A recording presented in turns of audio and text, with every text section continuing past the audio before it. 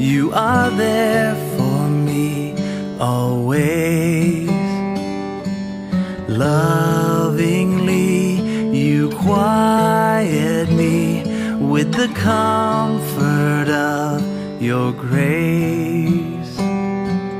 Teach me how to be just like Christ my King.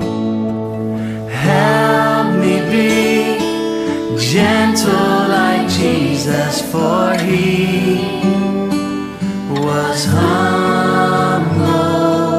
Spirit, come, soften my heart, help me be gentle like Jesus.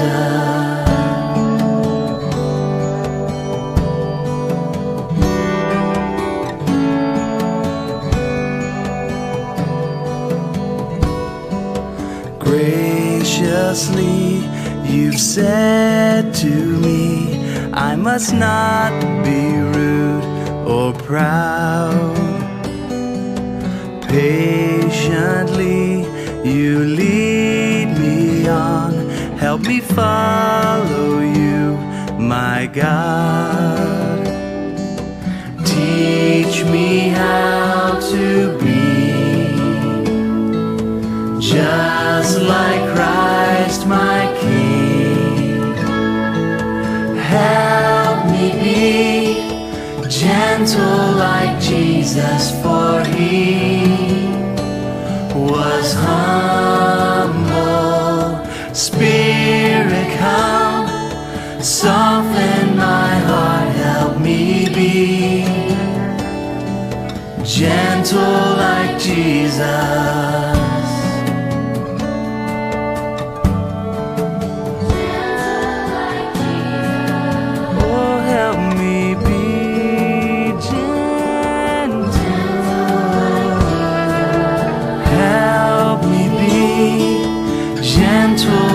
Jesus, for he was humble. Spirit, come, soften my heart, help me be gentle like Jesus.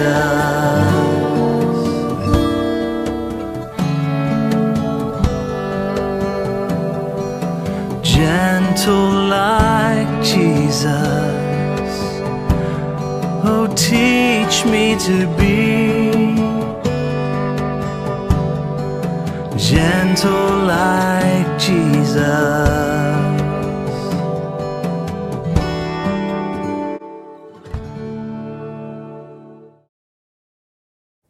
Hey, we're back talking about fruit of the Spirit. Galatians 5:22 and 23. You can do it with me. Ready? Begin. The fruit of the Spirit is love, joy, peace, patience, kindness, goodness, faithfulness, gentleness, and self-control. And today we're going to be talking about gentleness. Did you look at all the fruit when we said it? Let's do it one more time. Ready? Look at the fruit and see if you can figure it out. Ready? The fruit of the Spirit is love, joy, peace, patience, kindness, goodness, faithfulness, gentleness is next. Look what I've got for today. How many of you have eaten these? Probably a lot of you. Have you ever noticed that you wouldn't want to just bite this like an apple? Because it's kind of got those little soft little thingies on the outside. Have you ever touched your kiwi? You know, it's kind of got these furry little things, and you kind of got to be careful, because if you smash it, you know, it's not hard like an orange on the outside or even an apple on the outside. If you smashed it, it'd be all mushy on the inside. So this one we're going to use for gentleness, because you kind of need to be gentle with this furry little fruit. So let's cut it open and see what's inside. Now some of you would cut it and use a spoon to eat it, wouldn't you? And some of you would cut the whole outside off. You know, I never ate it with a spoon until I saw someone else do it. So sometimes we learn new things from other people too. But this is a kiwi. Gentle, because we need to be gentle with this furry little thing, which some people might say being gentle with an animal. I'm just going to put that right there. When we think about gentleness, we think about being soft or tender, right? To be tender with something. So if you came from a noble family, Do you know what a noble family is? Somebody that maybe had a king and a queen and a princess. Maybe you were one of their people that took care of things in the palace. You would be called, if you were a man, a gentleman. Not because you were gentle, but because that would be your position. You would be a gentleman. So the appropriate way for a gentleman to behave would to be considerate towards others and kind towards others. You'd see a lot of bowing, a lot of handshaking, a lot of rules and regulations to honor the other person. And it wouldn't be something like you'd walk up and just punch somebody and say, hey, how you doing? You would be very gentle in the way that you responded to everybody. So gentleness is strong, but loving.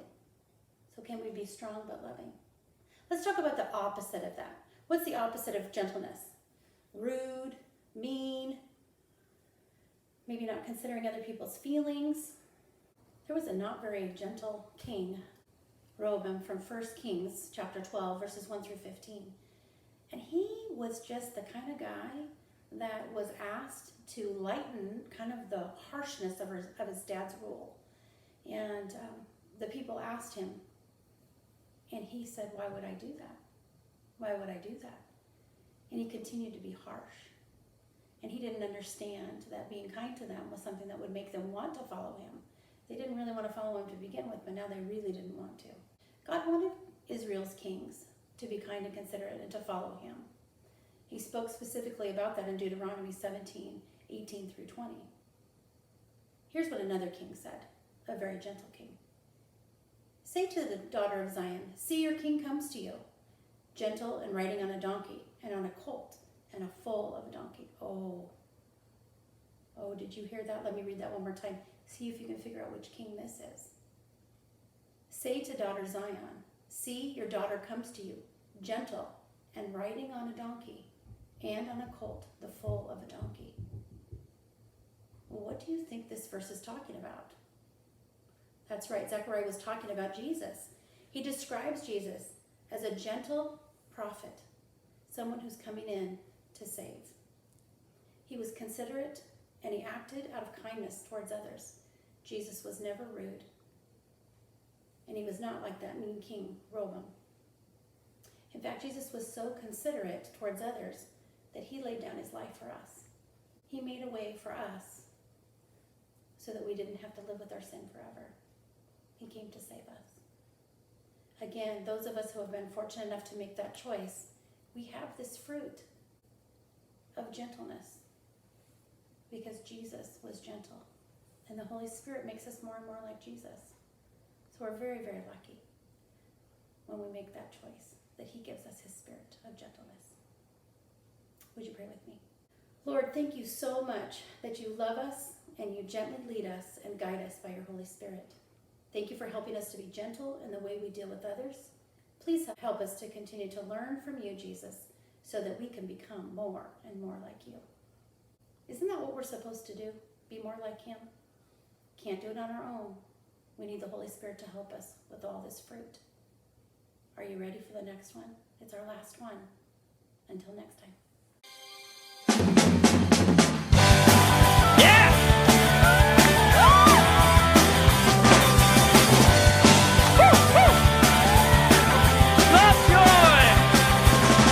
Joy, peace, and patience to grow in those who trust in you, all who put